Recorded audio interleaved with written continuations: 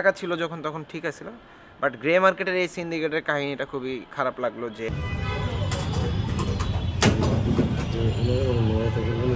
এখন তারা একটা সিন্ডিকেট আকারে জিনিসটার দাম বাড়ায় দিছে।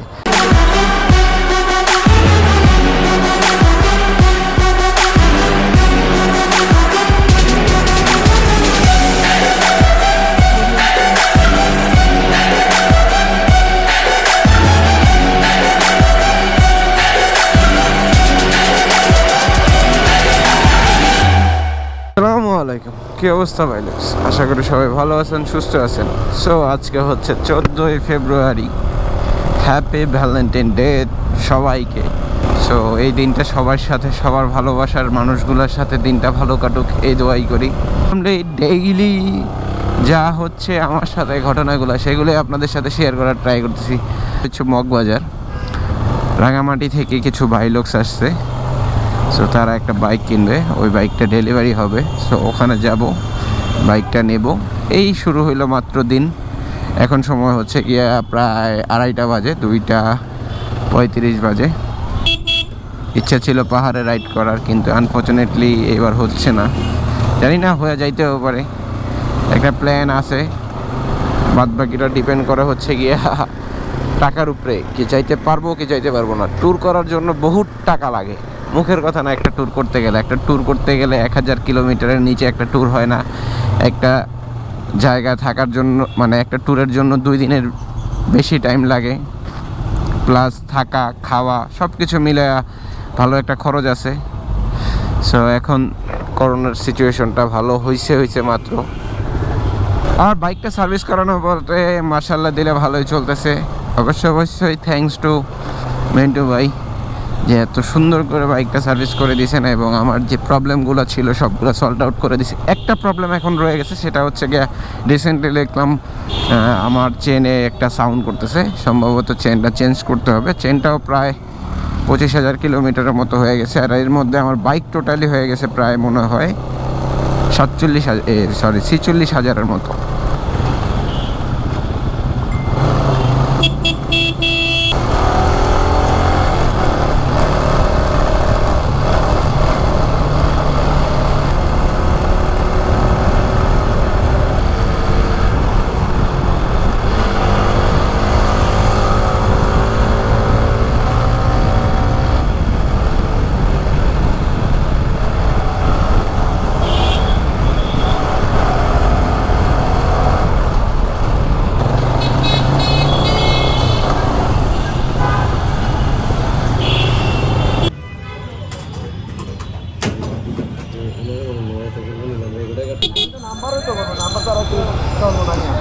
সো বেসিক্যালি প্রায় 4-4.5 ঘন্টা খোঁজাখুঁজির পরে গিয়ে বাইক পাওয়া গেছে। আর মেইনলি বিষয় হচ্ছে গিয়ে এখন কারো কাছে R15m স্টকে নাই, যার জন্য অনেক দেরি হয়েছে। আরেকটা বিষয় হচ্ছে এই কালারটার এতই ডিমান্ড মার্কেটে, এখন তারা একটা সিন্ডিকেট আকারে জিনিসটার দাম বাড়ায় দিছে। সো যাই হোক, বিষয়টা খুবই ক্রিটিক্যাল লাগছে। 2-3টা দোকানে গেছি। এটা কি ক্যান্ডি? তো इसमें खाली এই না লাই দিয়ে দিবেন। हां সকলে মুখে আলাদা বাজাস দিয়ে দিবেন। কেরা দিছে ভ্যালেন্টাইন গিফট? নুসরাতে দিছিলেন। চাচু মুখে বলতে পারো না যে চাচু দিছে। চাচু হ্যাঁ নুসরাত দিছে। আমি ওই লইছি তো। না না শশা শশা সব কিছু বুঝতে আছে নাকি লং কত রাগুলো হইতো না। ক্লিয়ার করে দিছি। না না শয়তান না আসলে বান্দা জানি কোন ভুল লাগতো নুসরাত গেছে দা দাটা আমল হয়। ধর যেটা ওয়ার দিছে। গরম তেল পড়ছে।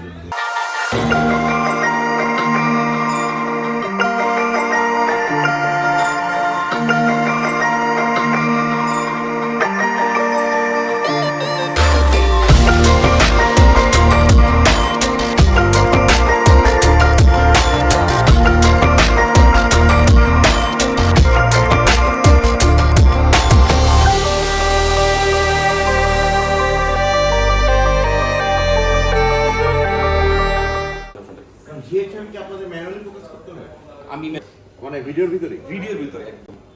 আর একটা ঝামেলা ছিল সোনির মধ্যে, এখনো আছে কিছু ক্যামেরার স্টেবিলাইজার থাকে না, আপনি শুট করলে শেক করে, এই ক্যামেরাটাতে আছে।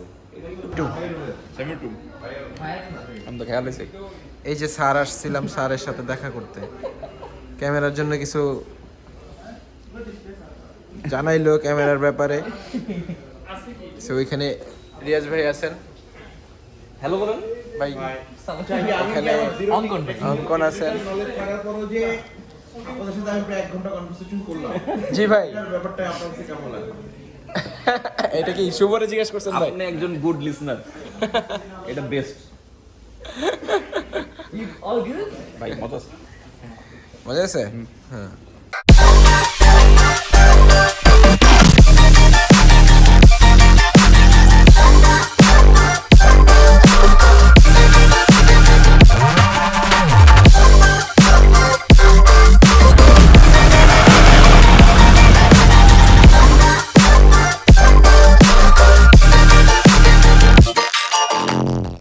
এই যে এখনকার যে R15m গুলো বিক্রি করতেছে, আমরা এই বাইকটা আজকে ক্রয় করলাম 35,000 টাকা দিয়ে, 5 লাখ।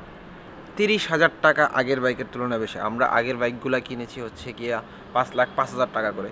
সো এখন একটা জিনিস সিন্ডিকেট হয়ে গেছে, তারা কেন জানি এই জিনিসগুলো করতেছে, মানে এই বাইকটার এই কালারের জন্য হচ্ছে গিয়া অনেক চাহিদা, ডিমান্ড হয়ে গেছে। সো আমার একটা অনুরোধ থাকবে যে আমরা কালার ডিমান্ড না করে আগে বাইকগুলোর দাম কমাই। দেখেন যারাই কিনতে চাচ্ছেন আমি আজকে এই বাইকটা কিনতে গিয়ে সকাল না, বেসিক্যালি দুপুর 1টার দিকে গেছি। আমি দুপুর প্রায় 1টার দিকে গেছি, রাত্রে 9:30 পর্যন্ত বাইক খোঁজার পরে এই বাইকটা পাইছি। তাও প্রায় একটা বাইকের পিছনে এখন মার্কেটে 4-5 জন করে পড়ে আছে, যার জন্য হচ্ছে এই সিন্ডিকেট ব্যবসায়ীগুলা বা এই গ্রে মার্কেটে যারা ব্যবসায়ী আছে তারা এই বাইকের দামগুলা বাড়াচ্ছে। সো 5,40,000 টাকা দিয়ে এই বাইকটা কেনাটা কতটুকু যুক্তি আছে আমি সঠিক জানি না, বাট 5 লাখ টাকা ছিল যখন, তখন ঠিক আছিল। বাট গ্রে মার্কেটের এই সিন্ডিকেটের কাহিনীটা খুবই খারাপ লাগলো, যে এক দোকানে বলতেছে 65,000 টাকা, এক দোকানে 50,000 টাকা, এক দোকানে 35,000 টাকা। এক দোকানে আমি দুপুরবেলা গিয়ে জিজ্ঞাসা করছি, উনি আমাকে দাম বলছে, সিলভারটার দাম বলছে উনি 5,35,000 টাকা, আর মনস্টারটার দাম বলছে 5,20,000 টাকা লাস্ট। সো সেই দোকানে আমি ঘুরে ফিরে আবার যখন রিটার্ন করে গেছি, সে আমাকে একদম 45,000 টাকা বলতেছে। সো দোকানের নামটা আমি বলতেছি না, এরা একটা সিন্ডিকেট হয়ে গেছে। যাই হোক, আশা করি এই জিনিসগুলো আপনারা বুঝতে পারতেছেন। আর বাকি কথা পরে হচ্ছে, বাসায় যাই, এইগুলো আগে পার্কিংয়ে ঢুকাই তারপরে।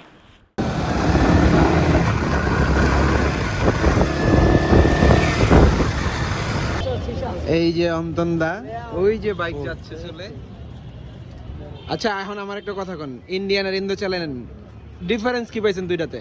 ডিফারেন্স ইন্দোর বিলবার্ডে হালকা ভারী আর ইন্দোরে একটু লো, বাট কিন্তু স্মুথনেসটা ইন্ডিয়াতে বেশি। হ্যাঁ ইন্ডিয়াতে।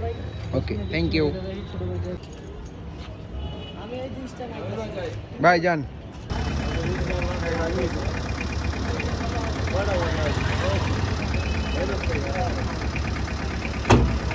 এই যে আমাদের ইন্দোর মালিক চলে আসছে। আগে তুই ইন্ডিয়ান ইন্দো দুইটাই কিনছিস না? এখন কোনটাতে ইন্দোতে?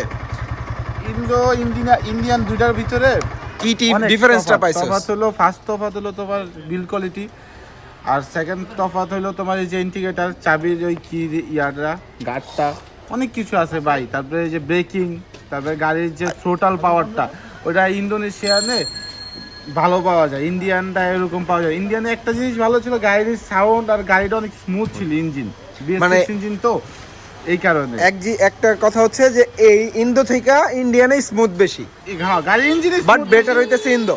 বেটার তো অবশ্যই ইন্দোনেশিয়ান, যেহেতু 1 লাখ টাকা বেশি ভাই, এরা তো বেশি ভালো না হয় কেমন হয়, বুঝতে নাই? এরা তো অবশ্যই ইন্দোনেশিয়ান গাড়ি সবসময় ভালো, আর এরা ভালো থাকবে, এটাই স্বাভাবিক। ওকে, থ্যাংক ইউ। আমার ফোনে